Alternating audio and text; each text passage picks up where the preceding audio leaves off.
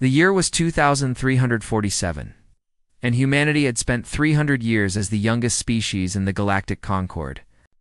12 ancient civilizations had welcomed them into the stars, but they had never truly respected them. To the elder races, humans were children playing in a universe they did not understand. Commander Ethan Cole stood alone on the observation deck of the Starship Endeavour, his hands clasped behind his back as he watched the swirling purple nebula that marked the edge of known space. Beyond that beautiful cloud of gas and light lay something far less beautiful. The void barrier stretched across the universe like an endless wall of absolute darkness, swallowing everything that touched it. The door behind him opened with a soft hiss. Lieutenant Maya Santos walked in, her boots clicking against the metal floor. She carried a tablet in her hands, and her face showed the kind of frustration that came from reading bad news. "The Concord Council has made their official statement," she said. "They're calling our mission a waste of resources." The Vorith ambassador personally recorded a message saying that no organic species can survive passage through the void barrier. Ethan did not turn from the window. What else did he say? He said that attempting to cross the barrier is not just dangerous, but philosophically arrogant. He said that some boundaries exist for a reason, and that wisdom means knowing when to stop. A small smile crossed Ethan's face, though there was no humor in it. The Vorith have been around for 6 billion years. They've watched stars be born and die. They've seen civilizations rise and fall across 1,000 galaxies. And in all that time, they never once tried to cross that barrier. They did try, Maya corrected him. Once. About 4 billion years ago. They lost their finest ship and everyone aboard. They never tried again. "That's the difference between them and us," Ethan said quietly. They failed once and gave up. We fail and try again. 12,000 light years away, on a small blue planet called Earth, Dr. Grace Kim was working in her laboratory. It was not a fancy laboratory. The walls were plain white, the equipment was second-hand, and the coffee machine had been broken for 3 months. But none of that mattered to Grace. What mattered was the device sitting on the table in front of her. It was small, no bigger than a basketball, and it hummed with an energy that made the air around it shimmer like a heat wave. 20 years of her life had gone into building this device. 20 years of being laughed at by her colleagues. 20 years of being told that what she was attempting was impossible. Her assistant, Daniel Reyes, looked up from his computer screen. He was a young man with tired eyes and messy hair, the kind of person who forgot to sleep when he was working on something important. "Dr. Kim, we're getting another message from the Vorath Embassy. They want you to stop your research immediately." Grace did not even look up from her work. Deleted. "They're threatening to bring the matter before the Concord Council." "Let them. By the time they finish arguing about it, we'll already be done."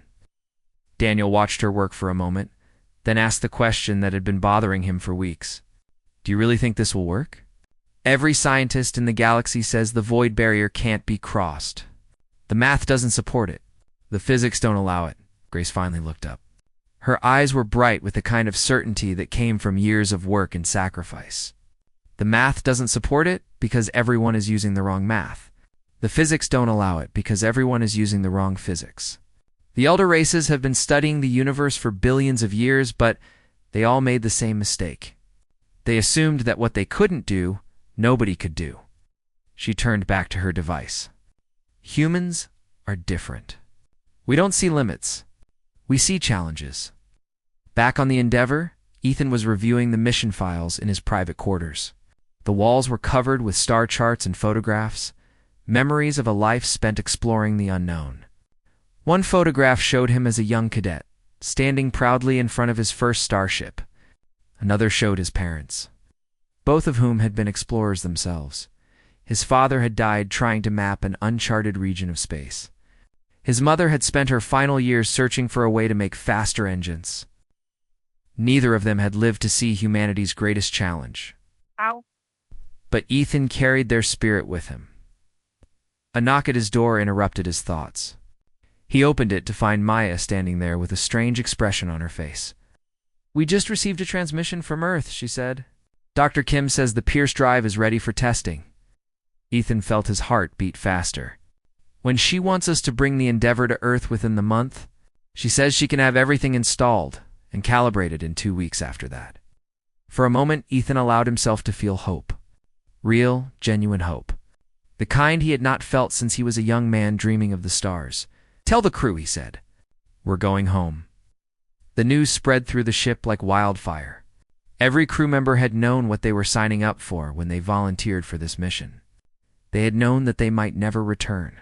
They might become just another footnote in the long history of failed attempts to cross the void barrier. But they had volunteered anyway, because they believed in something greater than themselves. They believed in humanity.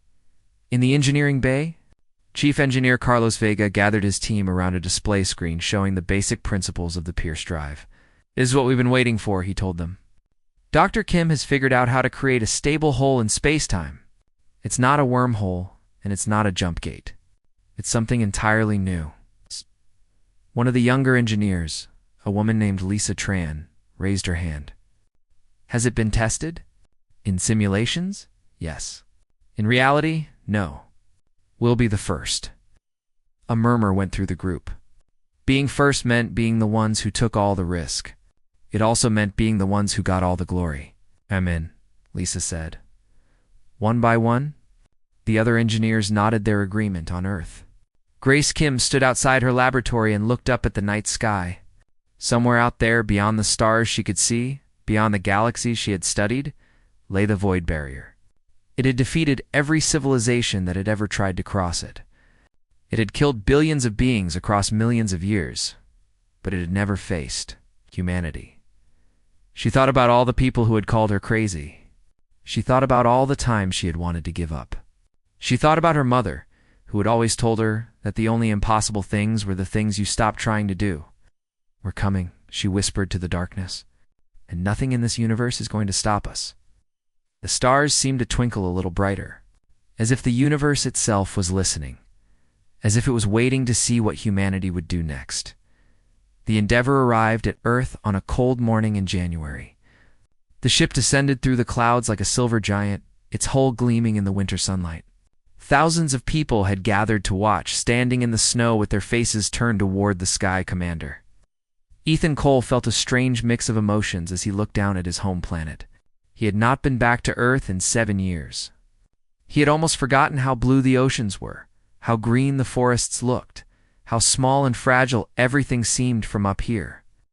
"Docking procedures complete," Maya Santos reported from her station. "Dr. Kim is waiting for us at the Nevada facility." The ride to the laboratory took 2 hours. Ethan spent most of it staring out the window of the transport vehicle, watching the desert landscape roll past. The Nevada facility was a collection of simple buildings surrounded by security fences, nothing impressive to look at. But inside those buildings was the technology that could change everything. Grace Kim met them at the entrance. She was a small woman, with gray hair pulled back in a tight bun, and she moved with the energy of someone half her age. Her handshake was firm, her eyes were sharp, and she wasted no time on small talk. "The Pierce drive is ready," she said, leading them through the corridors. "We finished the final calibrations yesterday. All we need now is your ship." Ethan walked beside her, impressed by her confidence. "The Concord Council has been sending warnings. They say we're risking the safety of the entire galaxy." Grace laughed, a short, hard sound. "The Concord Council has been wrong about everything since the day humans joined. They said we couldn't develop faster than light travel. We did. They said we couldn't build ships strong enough to survive deep space. We did. They said we would never amount to anything in the galactic community. And now, here we are, about to do something none of them ever managed." She stopped in front of a large metal door and placed her hand on a scanner. The door slid open, revealing a massive chamber filled with equipment and engineers. In the center of it all sat the Pierce drive, larger now than when Ethan had last seen it in the files.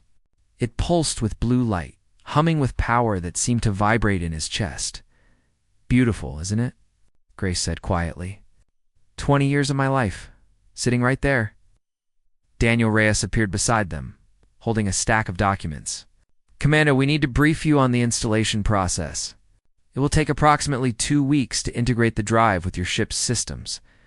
Those 2 weeks passed quickly. Engineers worked around the clock, cutting open the Endeavor's hull and installing the new technology. Ethan spent most of his time watching, asking Questio, NS, and trying to understand exactly what they were doing to his ship. Maya found him one evening standing in the observation bay, looking at the half-finished installation. "You should get some sleep," she said. "We launch in 3 days." "I know." He did not move. "I keep thinking about all the ships that tried to cross the barrier before us. All the crews who never came back. The Vorath lost 10,000 people on their attempt. The Selenari lost twice that many. And those were species with technology far more advanced than ours." Maya stood beside him, following his gaze to the glowing Pierce drive. "Do you think we'll make it?" "I think we have to try. Even if we fail, even if we become just another story about a species that reached too far, at least we'll have tried. At least we won't have spent our existence hiding behind that barrier, wondering what was on the other side." On the day before the launch, a message arrived from Harmony Station, the headquarters of the Galactic Concord. Ambassador Kethphon of the Vorath had requested a formal hearing to discuss humanity's planned mission. Ethan attended via holographic link, his image projected into the council chamber alongside representatives from all 12 member species. The Vorath ambassador floated in the center of the room, his crystalline body catching the light in 1,000 different colors. "We have gathered to address a matter of grave concern," Kethphon announced. "The human species intends to breach the void barrier, an act which we believe threatens the stability of the entire galaxy." A murmur went through the assembled delegates. Ethan remained calm, waiting for his turn to speak. "The barrier exists for a reason," the ambassador continued. "Throughout our long history, we have learned that some boundaries are not meant to be crossed. The void consumes all that enters it. Matter, energy, light itself.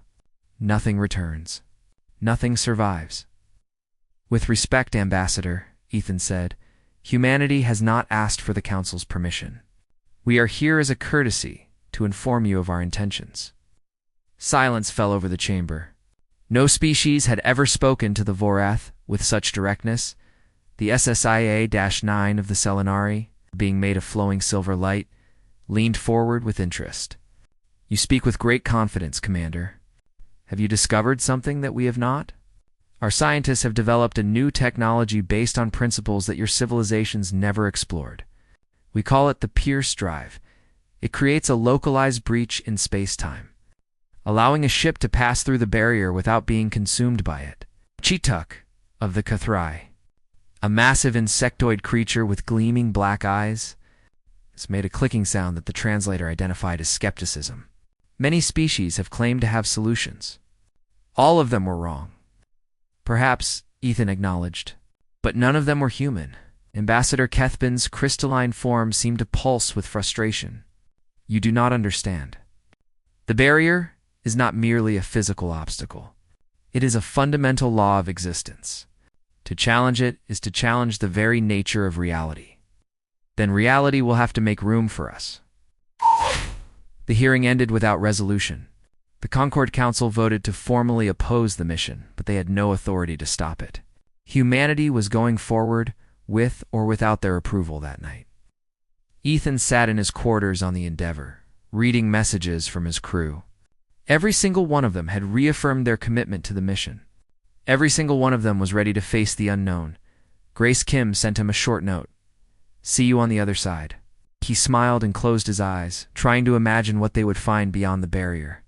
New stars, perhaps? New worlds. New life. Or perhaps nothing at all. Just the empty darkness that every other species had found. But even that would be better than never knowing. Even that would be better than wondering forever. The next morning, the Endeavor lifted off from Earth for the last time. Its crew of 200 watched as their home planet grew smaller and smaller in the view screen, until it was just a tiny blue dot among billions of stars. Ahead of them lay the edge of known. Space ahead of them lay the impossible, and they were going to meet it head-on. The journey to the void barrier took 6 weeks. 6 weeks of traveling through familiar space, past colonies and trading stations and alien worlds that humanity had come to know over 3 centuries of exploration.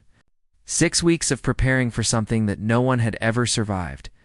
Commander Ethan Cole spent most of that time with his crew, walking through every department, talking to every person on board.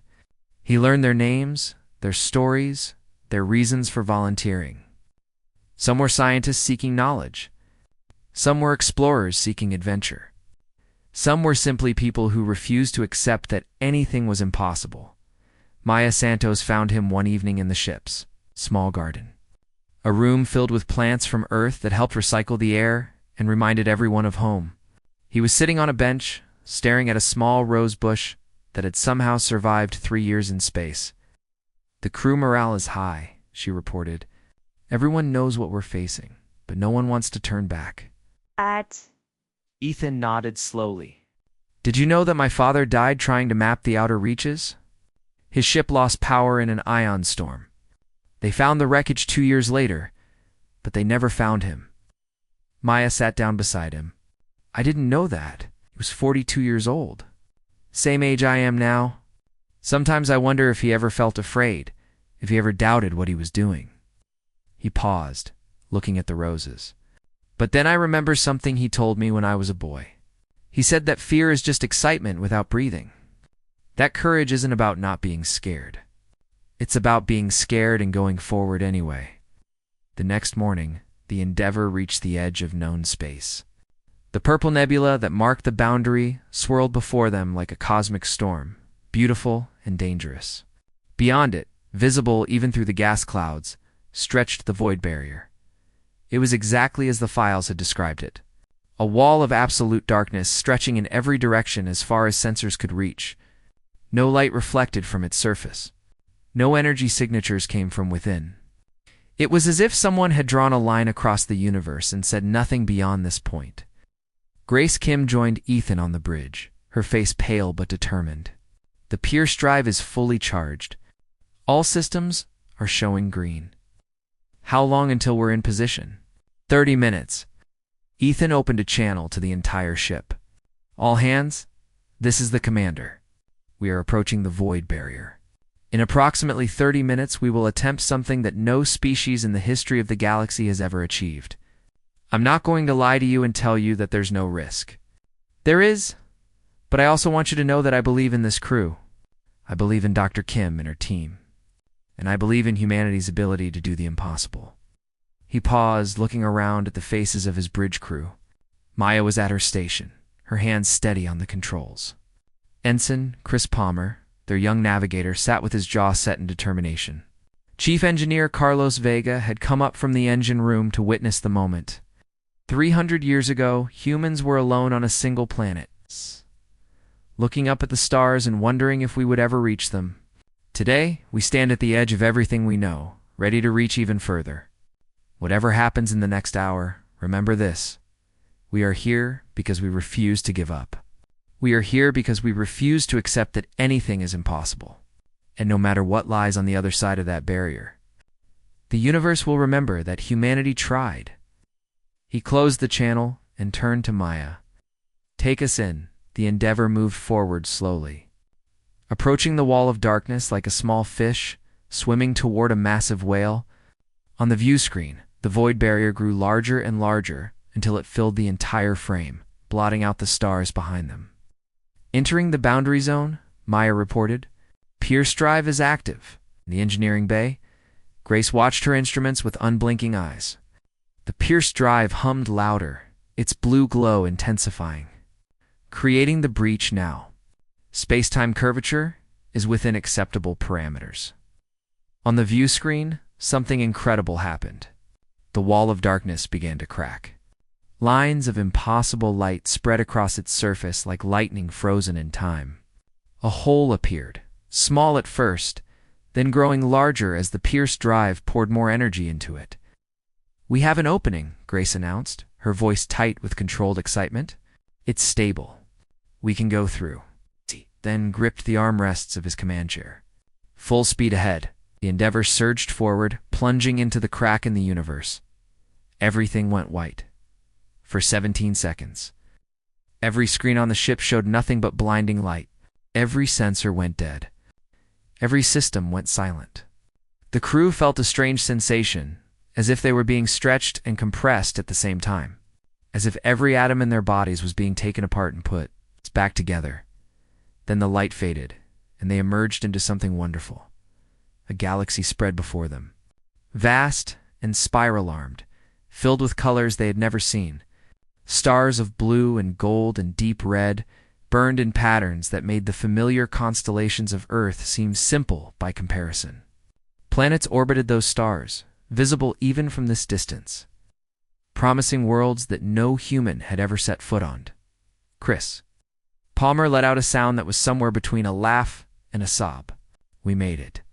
We actually made it. Maya checked her instruments with shaking hands. All systems operational. Hull integrity at 100%. Crew status. Everyone is alive. Ethan stood up from his chair and walked to the view screen, placing his hand against the cool surface, as if he could touch the stars beyond it. Behind him, Grace Kim had come to the bridge, tears streaming down her face. "It's beautiful," she whispered. "It's more beautiful than I ever imagined." For a long moment, no one spoke. They simply stood there, looking at the impossible thing they had achieved. They had crossed the uncrossable. They had done what every other species in the galaxy had failed to do. Then Ethan turned to his communications officer. "Send a message back through the breach. Tell the Concorde what we found. What should the message say?" Ethan smiled, the first real smile he had allowed himself in months. "Tell them that humanity has arrived. And tell them that we are not alone out here." As if in response to his words, a signal appeared on the sensors. Something was approaching, something that was definitely not natural. Something that was definitely intelligent. The universe had noticed their arrival, and it was coming to say hello. The signal grew stronger with each passing minute. Something was definitely approaching the Endeavor, moving through space at speeds that should have been impossible. Commander Ethan Cole stood on the bridge, watching the sensors track the incoming contact. "Can you identify it?" he asked. Maya Santos shook her head. "Nothing in our database matches this signature. It's not a ship in any traditional sense. It's more like concentrated energy with a defined form." The view screen flickered and suddenly something appeared before them. It was not a vessel. It was a being, floating in the vacuum of space as easily as a fish swims through water. It had no solid body that they could see, just waves of light that shifted and changed with each passing moment, forming shapes that almost looked like faces before dissolving into new patterns. "We are receiving a transmission," the communications officer reported. "It's in a language I've never seen before, but our computers are working on translation." The translation came faster than anyone expected. Within seconds, words appeared on the screen, simple and clear. "We have waited. You have come. We must speak." Ethan glanced at Grace Kim, who stood beside him with wide eyes. "Send a response.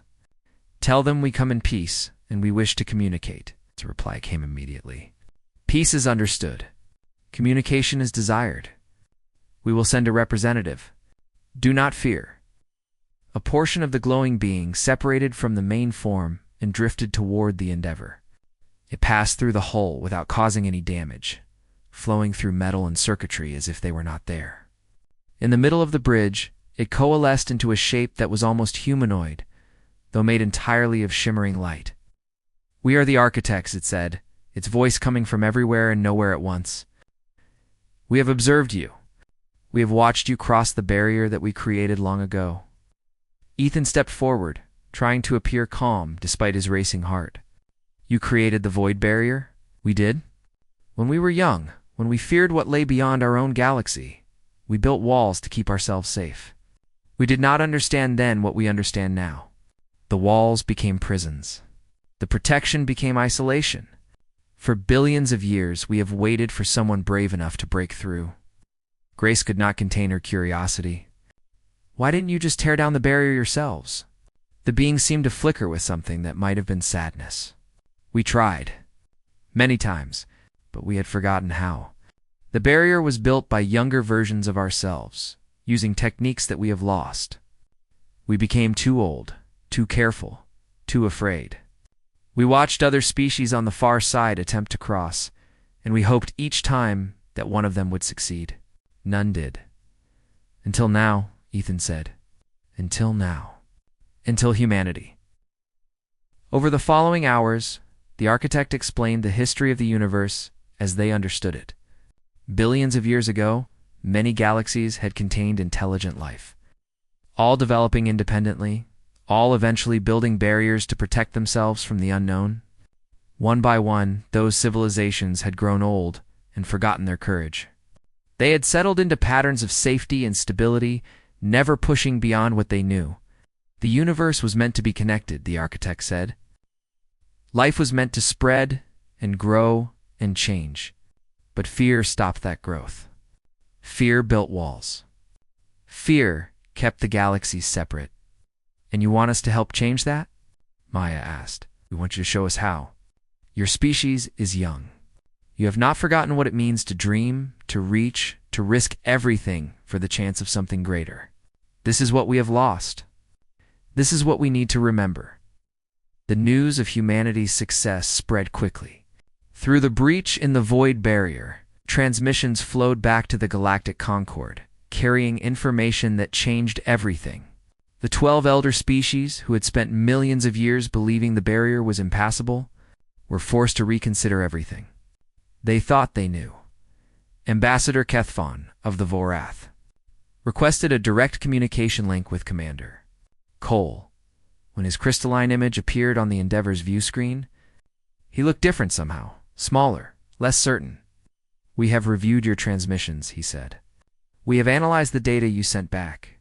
It appears that we were wrong. Ethan nodded respectfully. The barrier was never impassable, Ambassador. It was just waiting for someone who believed strongly enough to try. That is a difficult thing to accept. For 6 billion years, we have told ourselves that wisdom means knowing limits. Perhaps wisdom also means knowing when to push past them. In the weeks that followed, the Endeavor explored the new galaxy with the architects as their guides. They discovered worlds filled with life, some intelligent, some primitive, all isolated by the ancient barriers that divided the universe. Each species had its own history, its own culture, its own dreams that had been limited by walls they could not see past. Grace Kim spent most of her time with the architects, learning about the technology that had built the barriers and trying to understand how it could be modified. If we can create stable passages, she told Ethan one evening, we can connect all the galaxies. Every civilization that's been trapped behind these walls can finally meet each other. That's a big project, he said. Humanity likes big projects. She was right. Within months, the first plans for a permanent transgalactic corridor were being developed. Human engineers worked alongside architect advisors, combining their youthful creativity with ancient knowledge. The result was something neither species could have created alone. Meanwhile, contact was established with dozens of other civilizations in the new galaxy. Some were eager to communicate, excited by the possibility of connection. Others were cautious, having spent so long in isolation that the idea of outsiders frightened them. But all of them recognized that something fundamental had changed. The universe was opening up, and humanity was leading the way. Ethan stood on the observation deck one night, looking out at the strange new stars that had become familiar over the past months. Maya joined him, carrying 2 cups of coffee. Word from Earth, she said, handing him a cup. They want to name the permanent passage after you. The Coal Corridor, he laughed softly. Tell them to name it after Dr. Kim. She's the one who figured out how to make it work. She already refused. Said she didn't want fame. She just wanted to know what was on the other side. They stood in silence for a while, watching the stars. Do you think the Concord will ever fully accept what we've done? Maya asked. Ethan considered the question. I think they're scared. They spent millions of years building their understanding of the universe. And we just showed them that everything they believed was wrong. That's not an easy thing to accept. But eventually, they'll see what we see. That the universe is bigger and more wonderful than anyone imagined. And that the only thing more exciting than discovering something new is sharing it with others. The architect who had first contacted them materialized beside them, its form shimmering in the darkness. "Your species is remarkable," it said. "In all our long existence, we have never seen anything like you. You do not simply accept the universe as it is. You reach for what it could be. That's what makes us human," Ethan replied. "Yes, and perhaps that is what the universe needs. Perhaps that is what it has always needed." 1 year had passed since the Endeavor crossed the void barrier. In that time, the universe had changed more than it had in the previous billion years. The transgalactic corridor was complete, a stable passage that allowed any ship to travel between the galaxies. Trade routes were being established. Diplomatic relations were being formed. Species that had never known each other existed were now exchanging knowledge and culture. Commander Ethan Cole, now promoted to Admiral, stood in the Grand Assembly Hall of Harmony Station. The chamber had been expanded to accommodate representatives from 47 civilizations, both from the original Galactic Concord and from the newly discovered galaxy beyond the barrier. Beings of every imaginable shape and form filled the seats, their translators humming as they tried to keep up with the dozens of languages being spoken. Maya Santos stood beside him, now captain of her own ship. Grace Kim sat in the front row of the human delegation, looking uncomfortable with all the attention, but unable to hide the pride in her eyes. Daniel Reyes was there too, leading a team of scientists who were already planning expeditions to explore even further. The Keeper, the architect who had first made contact with humanity, shimmered into existence at the center of the chamber. Its presence commanded immediate silence. "We have gathered to celebrate a moment of historic significance," it announced, its voice resonating through every translator in the room. 1 year ago, the species called humanity did what no other had done in billions of years. They crossed the barrier that divided our universe. They proved that what we believed impossible was simply unexplored. A murmur of agreement rippled through the assembly. For too long, the galaxies were isolated. Fear built walls between us. Caution kept us separated. We forgot that the purpose of intelligent life is not to hide from the unknown, but to explore it. Humanity remembered what we forgot. They reached for something greater, and in doing so, they opened doors that will never close again. Ambassador Kethvon of the Voreth rose from his seat. His crystalline form caught the light as he moved forward, and when he spoke, his voice carried a weight that surprised everyone who had known him before. The Voreth are the eldest species in the original Concord. For 6 billion years, we have watched the younger races grow and struggle and reach for the stars. We have offered guidance when asked and warnings when needed. But today, I must acknowledge something that is difficult for my people to admit. He turned to face the human delegation.